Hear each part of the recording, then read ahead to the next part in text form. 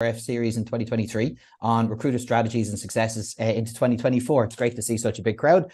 Before we get into it, a little bit of housekeeping. Firstly, thanks to Contracting Plus, who make these breakfast briefings possible for Attend with their generous sponsorship. They're key partners for many of our members involved in the contract recruitment. They help contracting candidates get set up with insurances so they can sign contracts, go on site with your clients on the same day. If you're in contracting recruitment, we do recommend you give Jen or Jimmy a shout. With regards to the event, we are open to a lot of questions as we go along today. This is a great opportunity for you to ask questions to some of our industry leaders on how they're running their desks and what their plans are for 2024. But can I ask that you please use the question and answer box for questions. If you want to introduce yourself to everybody else on the call, feel free to use the chat function, but if you use the Q&A box for the questions only. And also, as this is the last breakfast briefing of 2023, Contracting Plus are generously spreading a little extra festive cheer and are sponsoring 3 spot prizes. So to be able to chance one of the prizes, all you have to do is get involved and ask the expert panel a question. So the 3 panelists will each pick what they think was the best question at the end, and then Contracting Plus will share all that or share the prizes with them afterwards. So without further ado, I'd like to introduce the panel and then we can get stuck in because we have a tight hour this morning, but a lot of topics to cover and a lot of information that can be gleaned. So first up is Jean O'Donovan. Jean is the Deputy Managing Director of Brightwater Group. While overseeing the group's activities as a whole, her particular remit covers a broad range of disciplines across professional services. She's got over 20 years recruitment experience and personally specialises in the recruitment of senior accountancy and finance professionals on a permanent, temporary and contract basis. Her knowledge of the professional services market is unrivaled, and she has an instinctive grasp of challenges her clients face on a daily basis. Next up, we've got Claire Kelly, who is the Head of Growth and Partnerships at Sigmar. Claire's got over 11 years experience working in the recruitment sector across both the UK and Ireland and specialises in consulting with businesses who are setting up or ramping up their operations across the Irish market. Claire has recruited for both large multinational companies and SMEs alike, working with both Indigenous Irish and also international companies across the island of Ireland. And finally, Jamie Groom boasts an impressive career spanning more than 18 years within the recruitment sector, showcasing extensive expertise and experience on a global scale. Jamie is a founding member of 2 award-winning recruitment organisations, Propel Consult, headquartered in Bahrain, the Middle East, and Rent a Recruiter, headquartered in Dublin, furthering underscoring his commitment, expertise and dedication to the industry. So thank you all for your time this morning. Really appreciate you sharing your insights and expertise with the audience. So first up, the year is where it's at. We're towards the end of November right now. Everyone is trying to close off Q4, but also has one eye on what's going to happen in 2024. And I think all of us in the recruitment industry are looking to build and develop our desks into the new year. What's the first thing a recruiter should be doing at the moment to kind of plan on winning new business into the new year, Jean? Thanks, David. Yeah, and it has been a very different year this year. So I think planning is essential, and we need to be doing that now. We're in a very fortunate position in recruitment at the moment where we have so many tools available to us. So first thing I would say is use the data that you have at hand from your CRM system to analyze which clients you should be growing and building out into 2024. Top tips, I would say, firstly, look at the top 3 that you are currently working with and filling jobs and see what else you could get from them, and then potentially go to look at your business as a whole. What clients are your business working with that you're not currently working with, and see how you could develop them out as well. From a candidate perspective, definitely keep in touch. There's lots of leads. It's very important to keep in touch with them, especially coming up Christmas. And finally, on that note, I would say have a good marketing plan available. It's very important that people are building their brand. And we'll go into this in more detail as the session continues. But I would look at clients, candidates, and marketing. Great, thank you. And Claire, what would you do what would you recommend your colleagues in Sigmar do once this is over to start planning winning new business in 2024?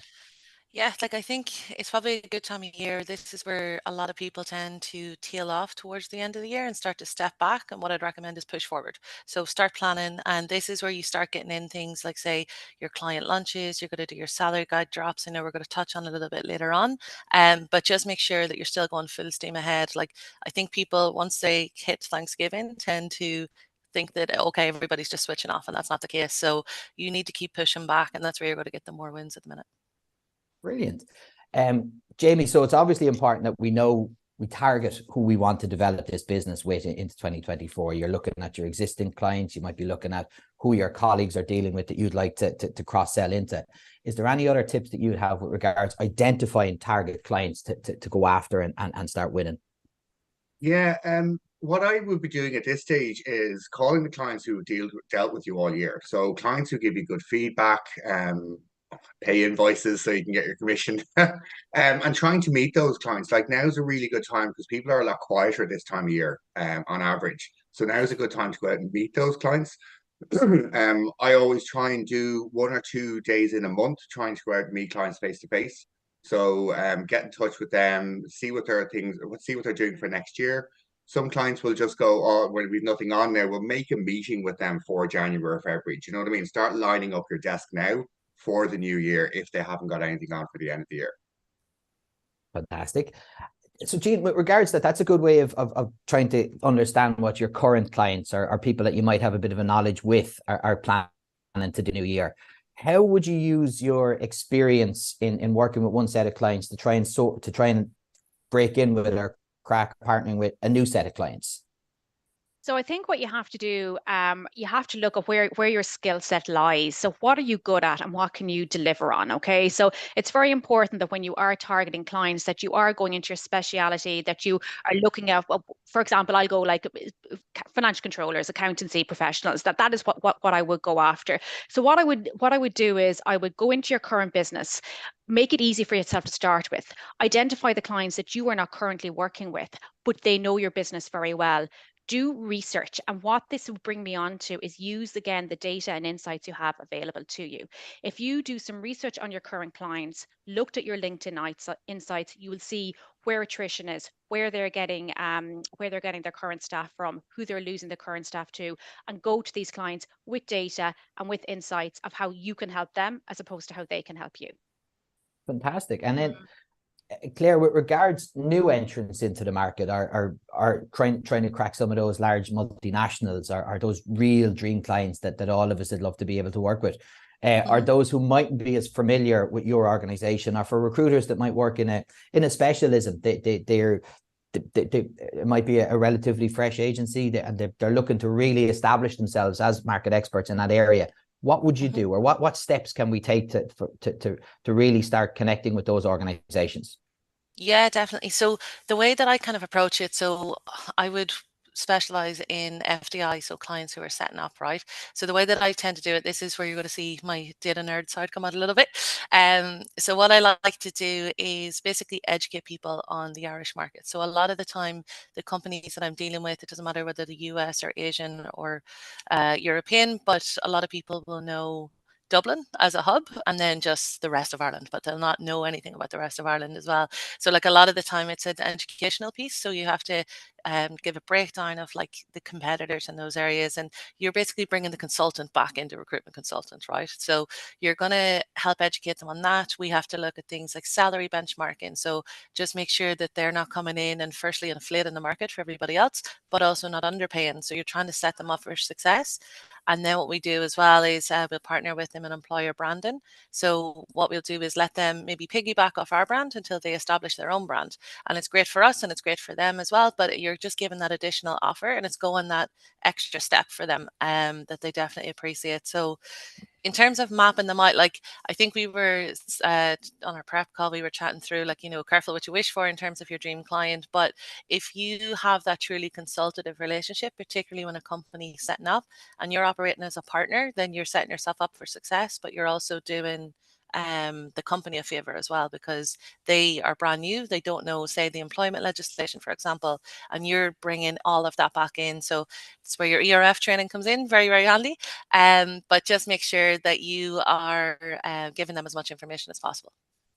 Brilliant, fantastic. One of the things that struck me when we were talking beforehand as well, Jamie, was when you're looking to plan your clients in 2024, it's not just about winning new business or maximizing your current clients, but it's also weeding out those that are not as everyone knows you're wasting your time with them, or they're not as reactive. You had a great thing that you do to make sure that you're not really working with those clients who are as engaged. Could you share that with us? Yeah, we do a traffic light system. So like, look, you all know you have clients out there who you work hard with and they don't get back to you. So I would have them as a red clients. Do you know what I mean? Like green clients for me are clients who get back to me within 48 hours, who again pay invoices in time, who give you feedback on interviews. Because I've always found it very difficult when a client just comes back and says, no, not interested. Do you know what I mean? You don't know what the next step is or what the better candidate is. So, like, ask clients questions. Sometimes they just don't realize that they need to give the feedback. So, if you can keep them on the phone and ask questions, and set up a traffic light system, like it's really good. Green, amber, and red. It's quite simple. Clients who you like, get on well with, who give you feedback, who pay invoices, they go in green. And then the red clients are clients who never get back to you, never give you feedback in interviews. Like there are some clients, like I know we've done it in the past, where clients give you loads of interviews and you're like, oh, this is brilliant. But if it's taking them a week or two to get back to you and stuff like that, and they never go further than the interview, it's always no's, no's, no's. I find the client doesn't really understand sometimes what they're looking for. I know we all look at clients and think they're amazing and they know everything, but like if you really dive into it, sometimes clients they don't know how to interview. Do you know what I mean? They're just normal people. Just because they're a boss or something doesn't mean they know everything. So like you can help clients out in that area as well and do some interview prep with them and make sure they understand what to ask the candidate. I know this can seem quite daunting, but like you know the candidates, you understand the job really well. So make sure the client is on the same page as you. So yeah, the traffic light system works really well. And then you can change that by educating your client as well. Absolutely. Jean, David, yeah. even just to add on to that, actually, because it's a really good point that that Jamie's making, and I think recruiters, particularly if you're new enough into the industry, you can make the mistake of identifying a good client by the amount of jobs that they give you. So, like we did an exercise here recently, and it was great. It was so telling, and it gave us real identification of who are good businesses with and who we need to go after. A client that gives you 15 jobs of where you fill none is not a good client. A client that you fill 5 jobs with is a really, really good client. So that may seem very simple, but I think it kind of follows on to what Jamie's saying. And I know that we all kind of go off KPIs, so it's great. We need to have our CV sent, we need to have our interviews out, but it's really the interview to placement that we need to be looking at. So it's who you're placing with as opposed to the amount of roles, I would say, to even tag on to that. Yeah, and one other thing as well is exclusive Yeah, jobs. So like if completely. you're going out and you know the client's working with 20 other agencies, Yeah, yeah, like that's a definite red light area for me. But if a client's yeah. exclusive, they're getting back to you within 48 hours, they're giving you feedback and interviews, like really work with that client. And also try and cross-sell within the business. I think some people, when they get a client and it's really good, that they're brilliant. When you're speaking to the client, ask them, is there anyone else? Is there any other line managers in the business that are also hiring? That's a really good one because that's a good referral, an in-house kind of referral for you, that you're doing well with. Like they'll just go, "Oh, this guy's brilliant. He's been filling jobs and getting me interviews." So that's another good way to do it as well. Yeah, I'd actually completely echo that. Like the majority of the clients we would work with would either be exclusive or retained. And it's for that buy-in on both sides. Like if you've got, say, don't be afraid to pitch a retainer. I think some people get really nervous with that. But if you've got that buy-in, and it's kind of the same way like you would work with a lawyer. It's just you're kind of on the hook, you've got that commitment. They are going to come back to you because they've obviously got a bit of skin in the game as well. And then you get that partnership going both ways. Plus it gives you a little bit more security, which obviously lowers your risk there as well. But I think people kind of have this mindset where they'll go in when they're chatting to clients and just go, okay, I'm just going to bottom my rates because I want all of these jobs. I'm like, yeah, but do you actually want to work with that person? Is that person going to really make you money? And, firstly, are they going to respect actually what you're doing as well and the amount of time and effort that you're putting in? Because I'm guessing every single person on this call is working really, really hard and they would like to be paid fairly for it as well. So just make sure you're not dropping your rates bottom or kind of bottoming Absolutely. out there. Why would we work for free? We're one of the Exactly. only industries in the world that offer to work for free. So no, I couldn't agree more. Interestingly, just to echo or just to go back a little bit about what the three of you were saying there about feedback from clients and stuff. How do you have those hard conversations with clients then if they're not giving you feedback? How do you let them know that I can't work with you anymore, or how you're not coming back to us, your interactions is actually damaging your employer brand? How do you have those conversations with the clients? Claire, can I throw that to you? Yeah, I think it's hard. Just throw them all to me. It's grand. Honestly, I think the easiest option is just to mention candidate experience, right? Everybody's cognizant of their own brand, and Ireland is a relatively small talent pool, right? It's not the US, and people talk to each other. People are very vocal, right? So if I'm, say, for example, if I'm a data analyst, guaranteed I know a group of data analysts. If I have a bad experience with one company, you're going to damage your reputation in the market. So I always find just mentioning the candidate experience is going to be an issue. I'd say as well, just to consultants, don't be afraid to escalate if you need to, right? If the person you're dealing with, like say if you've got the terms on, you've agreed, it's fine, they've thrown it over their shoulder internally to somebody else, there is a blocker there. You need to be able to be comfortable to push back and have that relationship, because it is a partnership.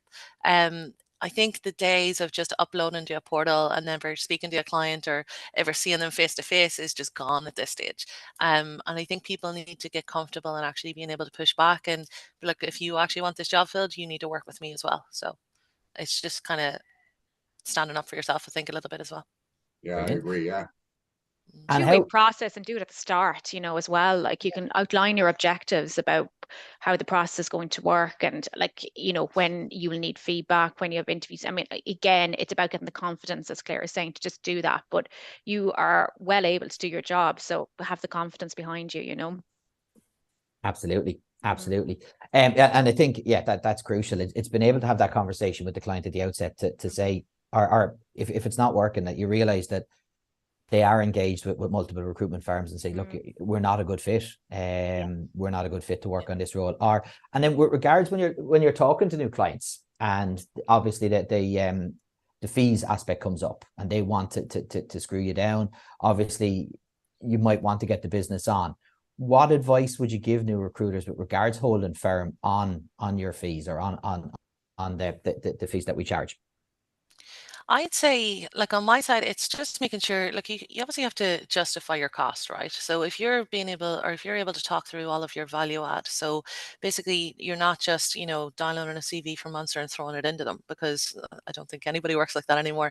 So just make sure that you're talking through your entire process. And I think a lot of people don't realize, like they'll see, the hiring managers will see like the tip of the iceberg, so the CV when it comes through to them, but they might not know the groundwork that's going in behind that. So it could be like the market mapping, it could be the advertising, it could be the strategic approaches, whether you're using videos, pretty much every different element that you're bringing into the aspect to find the right person for them. So make sure that you're making them aware of that. And then if they are asking you to drop the fees, then try to get something in return. So like say, for example, if they're asking you to come down by 5%, it was like, okay, well, are you going to reduce your payment terms? Or are you going to give me exclusivity? Or is there an option for a retainer? So always try to get something in return. And then that way it's a bargaining agreement on both sides. I think a lot of people just get nervous and they go, yeah, grant 15%. And you're like, no, don't do that. Like just hold strong, I think, and explain your reasoning behind it. And if you can do that, most people will be there. But I think you have to, and it's kind of coming back to Jamie's traffic light system as well. Like, don't be afraid to walk away. So you need to work out, like if somebody's trying to kind of screw you over for fees, as you're saying, do you actually want to work with that person? Fair enough, it could be high profile. If you've got a legitimate business case behind it, fair enough, go for it. But personally, like you have to get comfortable with being able to walk away and stand firm. So Yeah, that's always difficult though, to walk away from a client who's a load of jobs. But like, it is. as you said, you just have to make that call. Do you know what I mean? Like I've done. Look, I'll be honest. I've done it myself in the past. You know what I mean? I know when setting up the business, I was a bit nervous, and clients go, "Oh, we'll pay 8%. We don't know who you are." Do you know what I mean? But stand your ground. You know what I mean? Show them the value that you can add. Like there's a load of buzzwords like we use that clients love. Like we go out to the passive market. We don't wait for candidates to apply for jobs. There's 80% of the market there that aren't looking at the moment that we go out to. Do you know what I mean? Use buzzwords like that. Like you do it anyway, but clients don't usually know it. So use things like that to sell them. As Claire said, like show your value to them. About being informed, I think. But what I would say as well to any recruiters, if you actually go back and analyze your fees from last year that you did work at 15%, add them up again as if you worked at 8% or 18%, 20%, 25%, see how much more the fee would have been, and then you can add up how much more you'd have made in commission. And I honestly think it's a really good exercise, because it's just looking at the average fee, your average percentage, but you have to be tooled, as Claire and Jamie are saying. You have to have the information, which is where the data and the insights come from. If you just do a 2-minute call, then you have to kind of be consultative. Brilliant. Yeah, I think there's nothing more heartbreaking than when you're on a call with a client and you throw out a fee and then they'll go, yeah, grand. You're like, damn, it should have gone higher. So like, don't automatically assume Absolutely what the assume. fee is as Very well. true. Yeah, Yeah, exactly. yeah. Yeah, and another thing to do as well there, you're saying work out how much it would be for an extra couple of percent. Also work out through the year those clients who were a bit dodgy or you weren't sure about, or they brought you down the fee and they gave you loads of jobs that weren't exclusive and you didn't win anything. Work out how many hours you work for free. Do you know what I mean? Like placements, if you don't make a placement with a client, you work for free. Do you know what I mean? So work that out as well. And then next year, be more conscious of the clients you're going to work with. Go, look, I made no money out of him last year. He sound good chats all the time, but I made nothing out of it. So like either fix that client or walk away, as the guy said. Yeah. Excellent. So we've sorry. Claire wins the Kenny Rogers bingo, 9:21 a.m. Well done. There we go. Had to get it in. So we've identified prospect clients that we want to develop further. We've identified those that our colleagues might work with that we'd like to work with. We've identified our sweet spot clients that we've been successful with, that we know we can be successful with their competitors. What do we do then? It's all well and good having a big list of potential dream clients. What do we actually do to connect or to introduce ourselves to these people? Jean, can I throw that one to you? Nice soft one. Absolutely. Yeah, I know. And that is it. And that can be like even the whole term business development, it can sometimes even be off-putting. Like, I mean, as recruiters, we're developing business every day, whether that be talking to your candidates or your clients. So what I would do once you have, for example, so say you are going to try, I'm working in finance recruitment. I can see that my colleague in IT has got 3 clients I'm not working with. I know that they have finance needs. I could ask them to do an introduction for me. Then I would follow up, but I would follow up. And this brings me back to the point that you have to go to these people with data.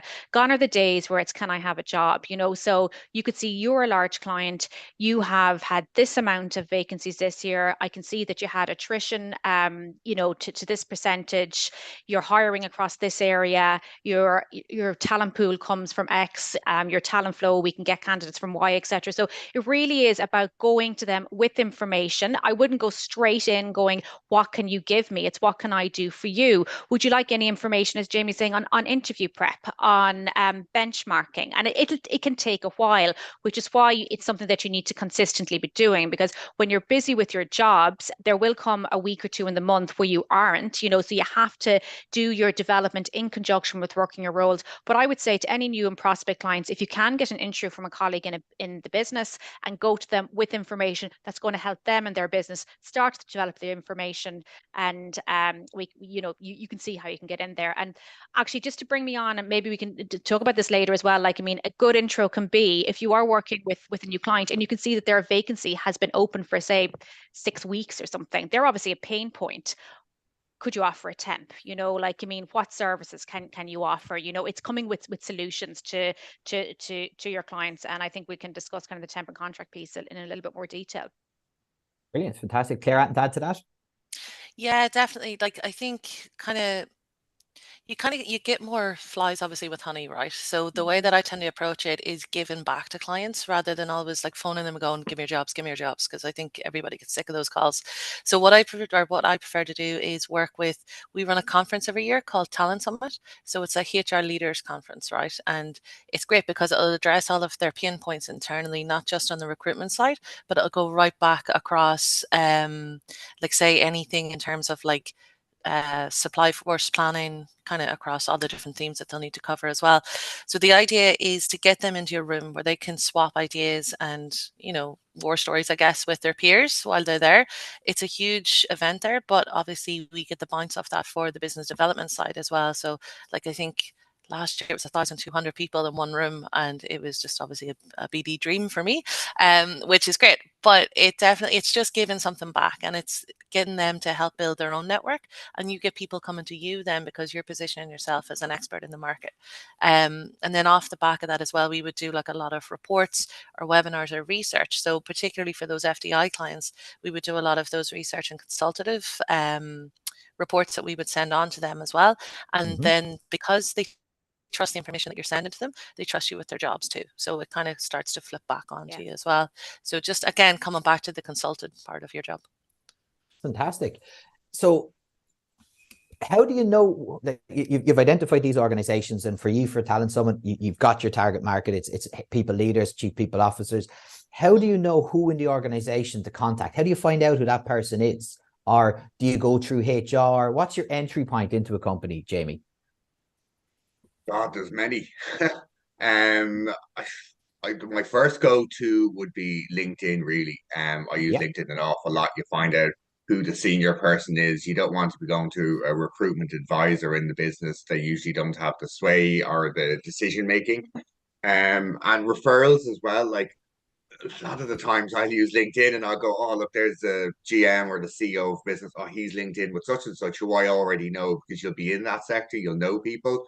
So just try and get referrals off people you know, go through LinkedIn and pick up the phone. Pick like these introductory emails, they all read really well. I know you spend ages writing them up and they look amazing. But like we all get those emails every day. Do you know what I mean? And what do you do with them? You delete them. So pick up the phone and call people. I know nowadays, like to show my age, but back in the day, like we didn't have mobile phones to text people and send emails. It was pick up the phone, and we used to have great relationships with clients. Jobs were easier to get in. So yeah, get on the phone, and whenever possible, go and meet someone face to face. It's amazing, amazing way of doing business. Like because people, when they meet you, when you ring them, they have there is a bit of a thing there in their head. Oh, I've met this person, or I'll work a little bit harder with them, rather than oh, that guy, like that was the 100th call I got this week. Whereas if you go meet clients, they will actually, you'll find, especially clients who have a lot of jobs and don't get back to you, go and meet that client. Do you know what I mean? You will get a better relationship there. I always found myself anyway, and just push that. And Claire, absolutely. And Jamie won the bingo for back in my day at 9:26 a.m. So we're nearly at the full house here. That's fantastic, Jamie. Get the meetings always on the phone. But Claire, how do you bridge the gap from knowing who an organization is, and you haven't got the luxury of having someone to refer you in? You might be working in a specialist IT firm who hasn't got colleagues who's working with the financial controller or finance director. How do you identify who your key target is there, and how do you make that introduction? How do you break the ice or connect with them? Yeah, there's a few different approaches, right? So what I actually do, if it's a company where I don't have any sort of mutual connections there, what I'll do is have a look through our candidate database. So is there a candidate that I worked with previously who knows somebody in that company or who worked there previously, and maybe ask them for a steer as well.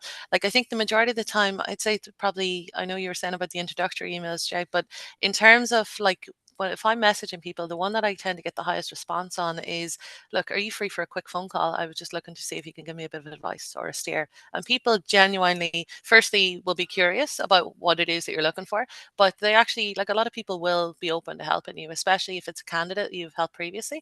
So like, don't be afraid to go that way. I think outside of that, it's just doing your research into the company, trying to map out a key target. There's tons of tools that you can get, like say emails, maybe phone numbers as well. It's generally business emails that you'll get.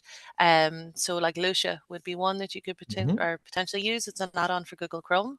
Do you want to elaborate well. on Lucia a little bit? Because I'm not sure, I don't think everybody on the call might be familiar with Lucia and what it does or its benefits or something. Yeah, of course. And this is a recruiter secret, so all 200 plus of you, please keep it quiet. So Lucia is an add-on for Google Chrome. So if you just go and type that in, you can download it. So what it'll do is it's kind of a web scraping tool. So it'll connect through to the back end of LinkedIn. So you know how like people internally will have, if say they've got a business LinkedIn account, they have to verify their email. So it'll scrape that email off the back end for them. So it means then that you're getting reliable contact details. I've been using it for years, and I'd say about 85% plus hit rate on it in terms of the emails. The other thing is have a look at your own database, because chances are you've got the email format for the company. If they're a big target for you, you just need to tweak it to the person that you're going to look for. So as Jamie had said, you map out the person and then you just tweak your approach on that as well.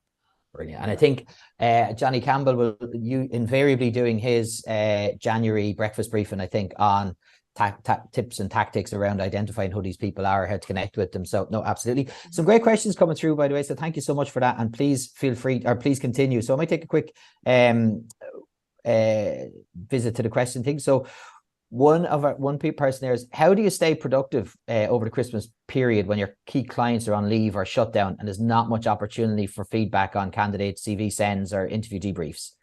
Jean, what would your tip for that person be?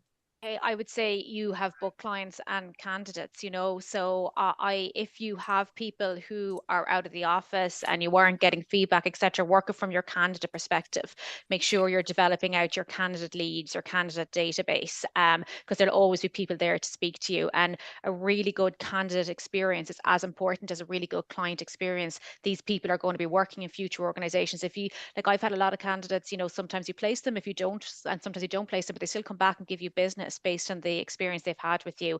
I think one thing, and this is kind of advice overall that I would give to all recruiters, is that follow through. So it's really, really important that if somebody takes the time to send you their details and you have an initial conversation with them, if you don't have something or you don't have an update, you need to pick up the phone and keep that person involved. So while the clients might be on leave, and I don't think there'd be a lot of more businesses open than you think, but focus in on your candidate side, and you can focus in your own marketing as well and get that set up too. Yeah, really good time to start planning and really identifying 100%. Who these people are and doing the research that you guys were talking about earlier on. Another question there is, what's your favorite way around the clients who, when you're prospecting, who says, we're not hiring at the moment, but we'll keep your details on file. We'll reach out if we need you. I'd say my approach for that is giving back. I'd be like, right, okay, yeah, fair enough. Happy to stay in touch. Look, happy. I just actually want to chat through the market with you, pick your brains in general. Are you happy to grab a coffee? So see if they'll go for it that way. Or alternatively, actually, while I have you, we have this event coming up. Would you like to come along? And this is where we lean on Talent Summit a lot. So it works really well. So it's just trying to get creative with your approach. See if there's something else that you can potentially collaborate on. And then recruitment naturally falls back into that conversation each time as well. Brilliant. Yeah, I've always found that in the past. Like, there's been clients where we were building the business. You'd ring them up with like a new client you've never spoken before, and they say, "Oh, no jobs at the moment." And you say, "Oh, that's fine, I understand." But then you try and meet them for coffee, exactly what you said, Claire. And you'd be surprised, like I'd say about 70-80% of the time you walk away from that coffee with at least one job. Exactly. It's hilarious. Like it actually works so many times. So like go and build a relationship. Like people, like anyone in this call, you don't want to deal with people you don't know.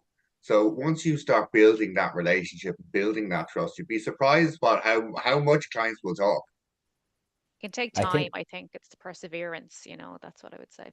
Yeah. Oh, I think like some me, of the Oh, so I was just gonna say, like, just for context as well, like, I think sometimes people, when they're doing business development, they'll think, oh, if I don't get a job overnight, they can be disheartened by it. Like some of the larger, particularly if you're looking at strategic business development or like say those dream clients or FDI clients when they're coming in, like some of the lead time for that can be up to a year. You just have to keep going for it and like staying in touch. I've actually probably had some that are longer as well, but it's just keeping, and as Jamie said, build that relationship with them. Like people buy from people and people buy from people that they like. 100%. And in recruitment, you're trading on your name. So you need to make sure that you are giving yourself the best chance at doing that by actually going and meeting the people if you can. I think what struck me in our brief as well, Jamie, was in particular when you were saying when you were setting up business in Bahrain, that regardless of any tactics or anything that happened, none of your clients would even consider doing business with you until you had met them on numerous occasions. And I think that's obviously something that we take back into the Irish business context as well. Again, there's some great questions coming through. Can I just ask, if you have a question, if you could stick it into the Q&A thing rather than the chat function, please? Just it's easier for us to keep on keep on top of it. A great question here from Adam. As a person who's new and working in recruitment, can you give any advice on developing his skills, especially when it comes to BD?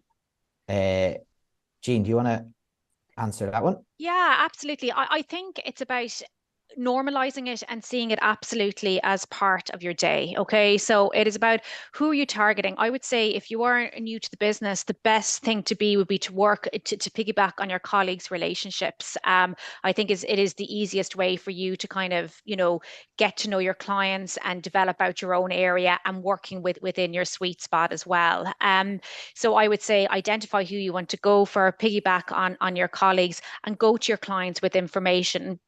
And I may be digressing on this, but I think it's a really key thing to speak about as well.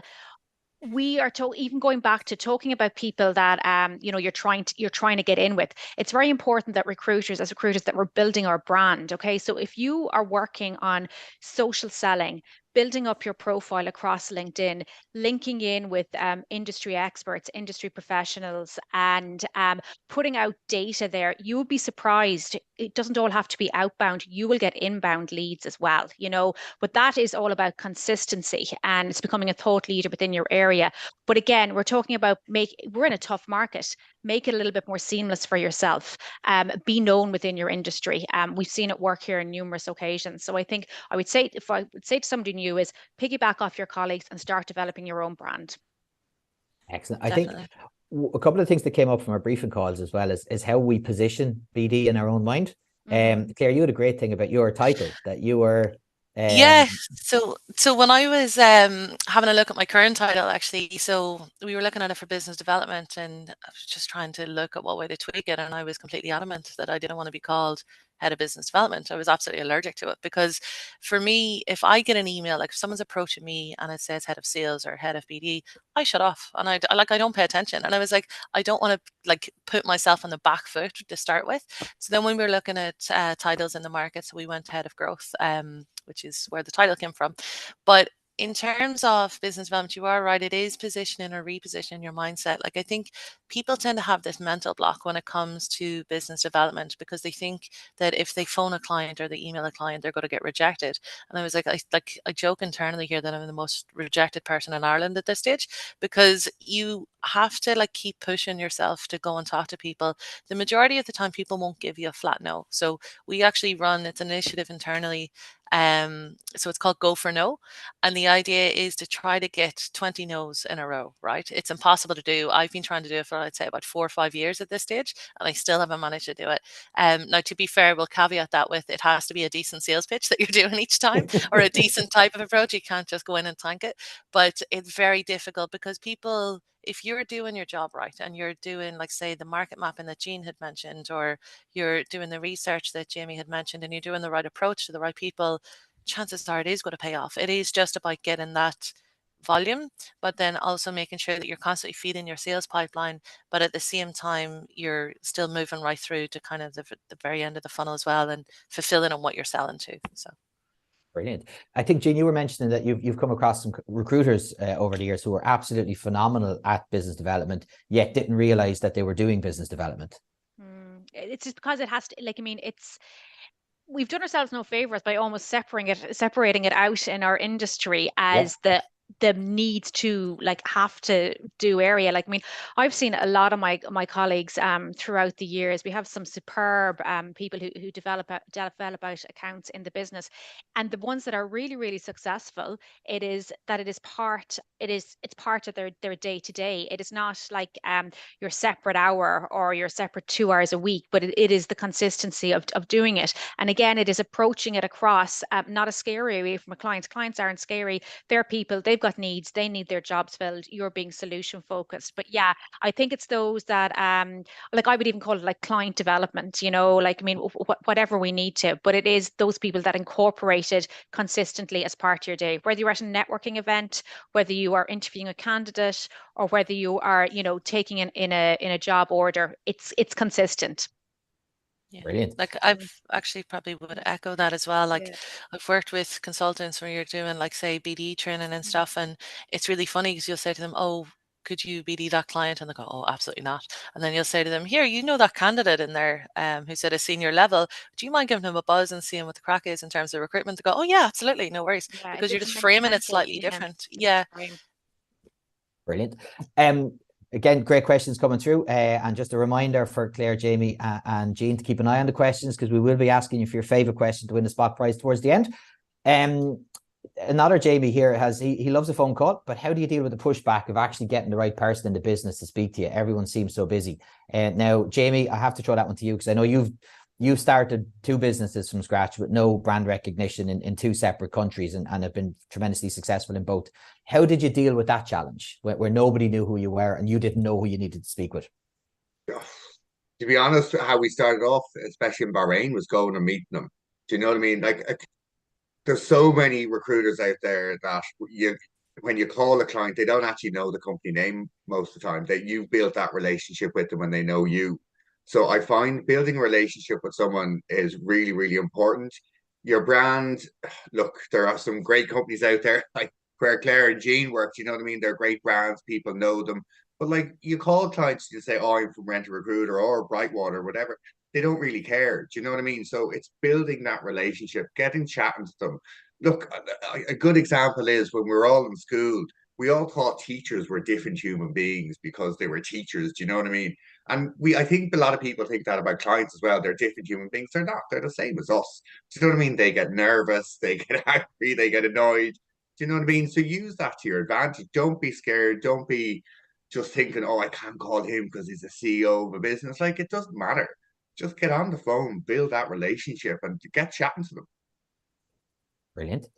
A lot of the questions coming through are on the theme of differentiation. How do you stand out in a Me Too market, especially for some of the newer or lesser known firms, and their primary differentiator one person has just come in and said their primary differentiator is price, but they don't like that. How do you differentiate yourself or come of something of value to a client if they don't know who you are, nor the firm that you're at? Is there any particular? I know, Claire, you were talking about having information of value around salary reports and thought leadership articles. How in a smaller firm, how could you kind of collate that information? Yeah, so I remember actually before I worked in Sigmar, the last agency I worked in was a startup, right? And day one, we had no brand, no database, no clients, no candidates. Jimmy, I'm sure you know the deal here as well. But like day one, you're literally, right, come in and build your desk, right? So you're starting from complete scratch, and it's just positioning yourself as an expert in the industry. So research the industry insights and find out, what do your clients actually, the people you're targeting, what do they want to know, or what's their pain point in the market? So it could be, like, say at the time I was doing nursing recruitment. So it could be at the time they weren't sure about the talent flow, so where nurses were coming from abroad. So I made a point of going and researching that, then helping to educate them, and then off the back of that built out a client, and then built out the candidates, and it all kind of flow together. But it's just trying to find your little niche, carve it out, and just delve straight out, like deep into it, I think. One thing, actually coming back to what Jean had mentioned in terms of the social selling aspect for, say, particularly LinkedIn, for example, be conscious of who your audience is, right? So you are connecting with all of these, say, for example, for me, when I was doing IT recruitment, I was connecting in with a lot of CTOs and data analysts and data scientists. But if I'm posting content all the time, here's a job, here's a job, here's a job, people aren't going to pay attention to my network. So what I decided to do was post up articles that were relevant to them. So it could be like, here's a cheat sheet for a new tool that's come out in the market, or it could be looking at, here's a meetup that's coming up that might be of interest to them. So it's stuff that's actually going to hook them in. And again, it's all coming back to that positioning yourself as the expert, and then people are likely to come to you, both candidates and clients. So I'd say that's probably the best way to approach it for a startup. Just another thing there as well, Claire, what you said about LinkedIn and sharing. Like, be interesting on LinkedIn. Do you know what I mean? Like, Yeah. sharing jobs is not all that interesting, in fairness. Like, if you're going through LinkedIn, which we all do, and you see an article that's cool, share it. Do you know what I mean? Just put it up in your feed. Like, it's grand, because if you're going through someone else's feed and you're just like, this is boring, I'm like, I don't like what they're posting, you move on. So be interesting to your clients and your candidates. It's about getting in with your network and commenting on information that, if you put yourself back out there into your audience's shoes, what information do they want to hear, you know? So I completely agree with that. And then, like, you can have your job posts in between with it, you know, in the middle of it, but it can't be the whole thing. You won't have as much success. Yeah. Just saying, Actually, you comment there. Sorry, David. Yeah. Just Jean, you comment there. Sometimes I'll be honest, I'd be a bit nervous. Am I writing the right comment, or is this going to Everybody look would. stupid, or whatever? No one reads it. No. Just throw it up there, because when you put a comment in LinkedIn, your feed gets shared more and it's up the top more. So yeah, look, put a comment in. Do you know what I mean? People, and even the person who's put up the article, a lot of them like to read their comments. You know, and you get a thank you, and it's shared again, and you're doing well. Do you know what I mean? Yeah. Actually, coming back to, there was someone who was a junior recruiter there that was asking about business development. If they're starting to build their profile on LinkedIn, one thing I would recommend is, I'm guessing they're in a team maybe with more senior people, or people who've been in the industry longer than them. So don't be afraid to tag in other people in your team into your comments or your posts, because that's going to push your post out to their networks as well. And then you're going to get an automatically like a wider audience there. So just try to be smart with things. Brilliant. I might just put a bit of a rush, because time is starting to get away with us. There's still a lot of questions here, and we've got a fair bit to cover. I think so. We've gotten so far. We know who we need to speak with. We know what we want to say, and I think some brilliant tips from all three there about for more established recruiters, use your referrals, but also people starting brand new. Use the information that other people have provided on LinkedIn to create content of value and share and things like that. Jean, you touched on social selling there earlier on. What other tools would you recommend in order to kind of establish insights and knowledge using not just LinkedIn but other social platforms as well?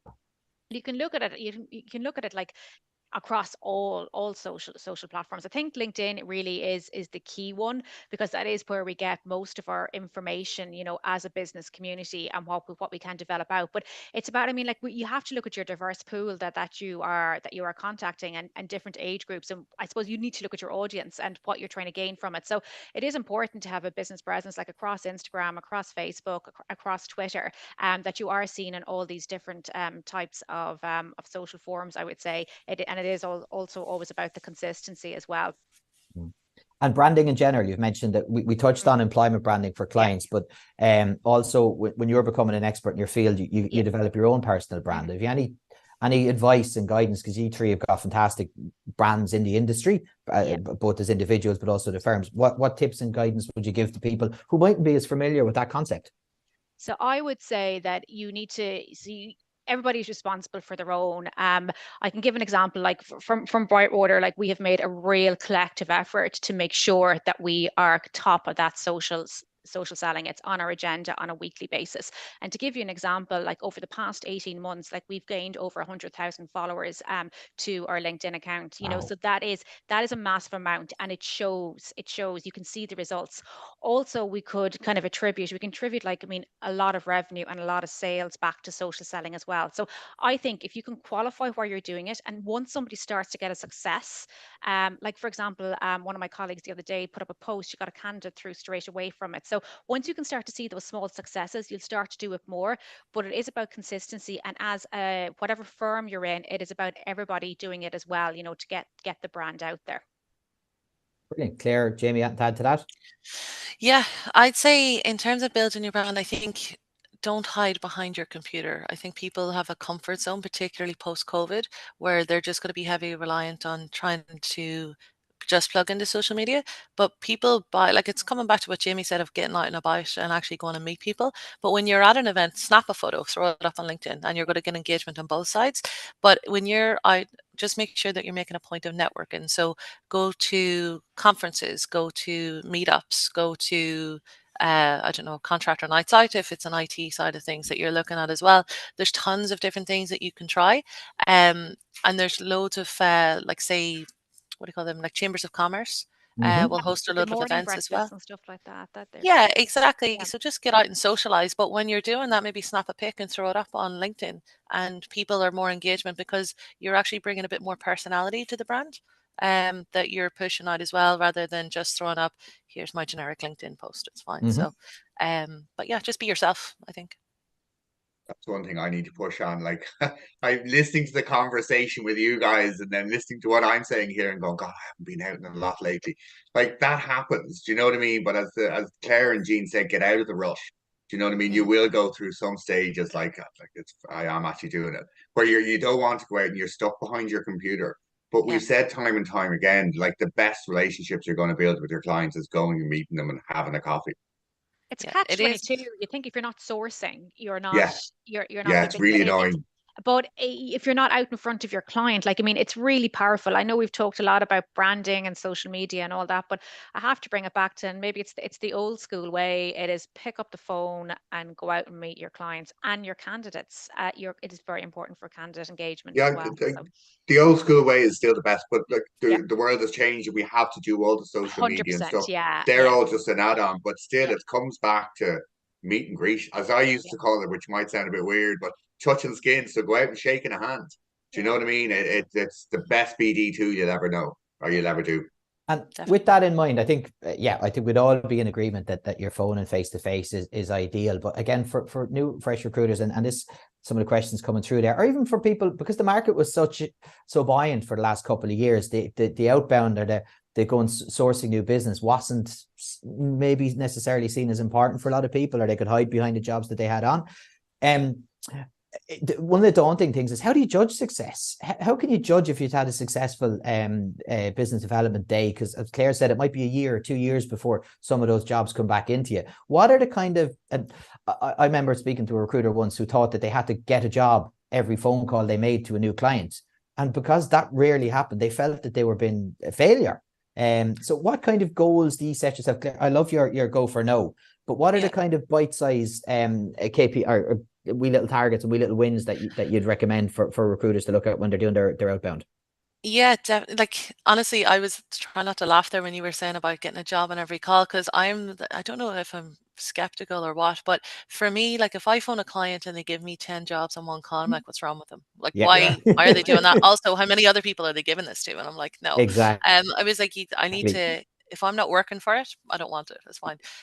But also in saying that, if anybody wants to give me jobs, that works. But at the same time, for me, it's setting targets, right? And especially if, say, you're new to business development and you need that little bit of a push to get through those long sales cycles, it could be, okay, set yourself a target of 5 meetings a week, for example, or you're going to do, I know a lot of people have to build in the recruitment and the sales side. So you could be building in like power hours during the week as well, where you're going to discipline yourself on BD. So set yourself like little small achievable bite-sized targets. And then if you've achieved that, you're filling your sales funnel and the rest will just come through and it'll follow up if you're sticking to it. But I think the consistency is key. Like I think a lot of people will rely on, say, for example, like specking CVs out to clients or they're doing like video approaches or a generic email. But if you're doing that and you're sending it once and never following up, you may as well just be throwing that in the bin. There's absolutely no use for that. Like people very rarely bite back on the first reach out. So you need to make sure that you're consistently following up with that. So build that into your targets as well. And then obviously the jobs come in off the back of that as well. Brilliant. Quick question here. Any tips on getting past gatekeepers? It depends on it depends on who we you're all have trying to gatekeepers. approach. No matter how long you're here, you still have the gatekeeper, Claire. I'd let you go on there. It depends on who you're approaching, right? So this is actually, if I do get blocked by a gatekeeper, it kind of makes me more motivated. I'm like, oh, I'm definitely talking to the person I want to now. So it could be going direct. It could be looking at mutual connections. It could be if that person's posted, oh, I'm going to this event. Now, don't be a complete creep, but go to the event. It's fine. And maybe start a conversation with them. Try to find, when you're doing your approach, if you can't get through on a phone call, switchboards are the absolute dream, actually, if you're trying to get through a gatekeeper. So all you have to do is push the wrong button, go through the sales team. Sales don't care, they'll patch you to HR. So it's a quick and easy one to get through. These are all the dark arts now that are coming out. That answers another question that came up there, so thanks for that. But I don't think it's even as prevalent now as it used to be, like say 5 or 6 years ago, because there's so many other angles, like because you can do your LinkedIn connection. There's other ways to get to people. A really good way to get past a gatekeeper is if you're taking a reference or something like that, or you have another tool to get into the organization, or if you've got contractors are in there, etc., things like that. I think kind of back, like say 2010, 2011, when you're doing your power hours, you had a huge amount of gatekeepers, but we've so many other tools available to us, and it is about kind of, you will always find a candidate who has worked with that particular client. You can ask them for information as well. So, and look, sometimes people will say no. It is not the worst thing. You're not going to get through with every client. Every client is not going to work out. And it's about that resilience and kind of identifying who you can work with. But yeah, I think there's a lot of other ways. It took me a second to think of it there, because you think of gatekeepers, you're like, oh, so many experiences of that. But absolutely, it's really about kind of thinking outside the box, using your candidates and using the tools available to us as well. Brilliant. I think another thing you just brought up there, Jean, which we haven't really gone into, is candidates will give you information. So when you're interviewing candidates, like look at their CV, see the previous companies they worked with, ask them, do they know someone there? Like ask them for 2 references, even if it's at the beginning of the call and you're like, oh God, they've worked in that company. Ask them for references. When you're calling, exactly as Jean said, gatekeeper, yeah, I'm ringing to call about a reference for John Smith or whatever. Do you know what I mean? It's a great way to get through. And then when you're talking to the client about the reference, do the reference and say, oh, while I have you on the phone, do you have any stuff coming up yourself, or is there something I can help you with? Like, keep them on the phone. Like, the longer you have someone on the phone again and again and again, it's the better relationship is built. Brilliant. I think we've only got time for a couple more questions before we got to pick our spot prize winners and then the ramp up with the takeaways. So a really good question here from Anya, and it's what are your thoughts on clients increasingly perceiving recruitment companies as an additional expense rather than an integral component of their business models? That I might jump in there. So that for me is where you're coming back to that value add, right? So if they're seeing you as just another expense, you haven't developed that partnership or that relationship there. So that's where you need to bring in the additional things that you can bring to the table. So like say, for example, that employer branding, that market mapping, the salary benchmarking, and you're building out your portfolio of things that you offer. And that's where you're going to be seen as less disposable, I guess. So just keep focusing on that. It's solution. I'm going to give a very quick example on that actually, because I think it is a good one. I was recently working with a client this year. He was a bit skeptic, the costs, etc. So we're working along. I said it got to the stage I could never get hold of him. I said, "You're not returning any of my calls." He goes, "I'm so busy." And I said, "Why is that?" He goes, "Well, I'm doing this job in conjunction with my own job at the moment." And then he started talking. He goes, "Oh, my wife, I'm not seeing my kids, etc." So, it was like, okay, well, that is where you need us and you need our solutions. And it ended up being a great client. It ended up getting a temp in there while they were waiting to hire a permanent person, and got a really good margin for 3 months, and then ended up securing a temp to perm. But it was about being that consultative approach. How can I help you? They might be returning their calls because they're busy. This guy wasn't returning my calls because he was doing the job himself in conjunction with his own job. So, and again, the value is seen there. And since he owns a group of businesses and has referred on other businesses to us since then. So it's about you kind of coming with the solution to your client is what I would say.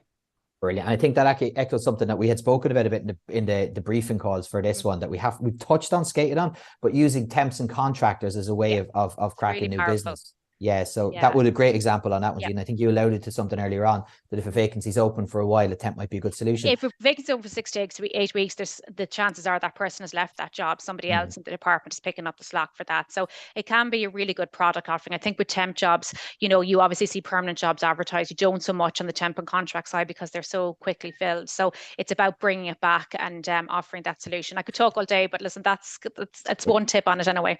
And I get to tick the temps as one of the things that we said we'd cover today as well. Absolutely. So win-win. Thank you. Yeah. I'll just see if there's any other question. Oh, one person here has just asked, what do you think about just dropping in on client sites on spec? Is that any value or is it a bit too pushy? I've done it so many times in the past. Yeah. Like it's very rare you're told where to go or a client says no. Usually they give you, even if it's 5 seconds, they've seen you've made the effort. But yeah, I like cold call. Yeah. I've done it many times in the past. Very good. I think we all have. Yeah, I think it depends on industry sometimes, but yeah, the majority of the time people are happy to have a chat with you, even if it's just to put a face to the name. The other thing that if you're maybe uncomfortable with just swinging by, the other option is just send them a message. Look, I'm actually down by your offices. Do you fancy grabbing a coffee? And then look out the window. Yeah, you're standing outside for 5 minutes. I'm watching you. It's fine.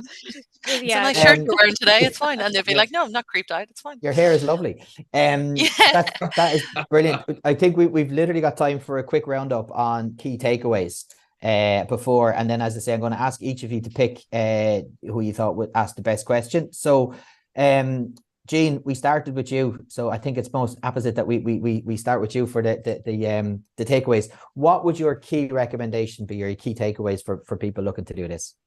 Okay, key takeaways is use the data you have to hand, make data-driven decisions, and go after those clients that you know are going to work with you. Be consultative. If you say you're going to do something, absolutely follow through. Have a good marketing plan, develop your brand, and just have a bit of resilience as well. Not everybody's going to say yes. Not everything is going to happen. That's okay. The next one will, so it's about kind of picking yourself up again. Brilliant. Claire? Yeah, I'd say value add is the big thing for me. So just make sure that you are bringing the consultant back into recruitment consultant. And I know that sounds cheesy, but it definitely works and it tracks. So it's just making sure that you're positioning yourself that you're not disposable to your client and the relationship works both ways. So that would be my first one. Second one, I'd say just make sure that you keep the consistency up with BD because that's where you're going to see the most payoff, and just make sure that you're constantly filtering into your sales funnel each time. And then third one is just make sure that you're positioning yourself as an expert in the market. So whether that's signing yourself up for Google alerts to certain articles that are relevant for your area, just so you can actually have that conversation conversation back and forth. I think kind of the days of just posting a job spec and praying somebody applies doesn't work anymore. Excellent. And Jamie, finally, last word to you. Yeah, look, very important, your traffic light system, like put your jobs in different categories and know when to walk away. Don't be scared of walking away from a client who isn't working with you. And then again, if you're struggling with a client like that, face-to-face meeting, if they're not getting back to you, they know they have to fill the job, get in and meet them and find out what the problem is and build a relationship. Brilliant. So last quick roundup then about the key or the best question. Jean, again, I'll start with yourself. Does anything jump out with you? And Contracting Plus will be in touch afterwards then to share the prizes. I think the young recruiter who asked about how you go about BD, I think it's really important to put up your hand and just ask for that help. So yeah, I think that was a really good question. Brilliant. So we'll check on who that one was in the thing. Claire? Jean, you took my question. That's the one I was actually going to say as well. Yeah, I was gonna. No, you're gonna. I was gonna say that one actually as well. The other one that I did like was about the company starting. I think it was the startup one. They were saying they had no brand and they wanted to build up. So that was a great question. Fantastic. And then Jamie, and jump out to you. Gatekeeper question. Loved them. Gatekeeper, great. Yeah, well, listen, such a challenge. It's always cool to get past that gatekeeper. Yeah, no problem at all. Well, look, we'll be in touch with the three of those winners. So thank you so much, everybody. Jean, Claire, Jamie, thank you really for sharing such fantastic insights this morning. Such an audience. Our pleasure. And thanks very much to the team of Contracting Plus for sponsoring this year's breakfast briefings. If you're working with contractors, make sure you're talking to Contracting Plus.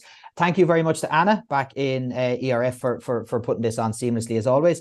And thanks everybody. I look forward to seeing quite a few of you, I imagine, tomorrow night at the awards. So yes, looking forward to it. Thanks so much again for your time, and look forward to talking to you in the new year. Thank you. Thank you. See ya. Bye. Bye.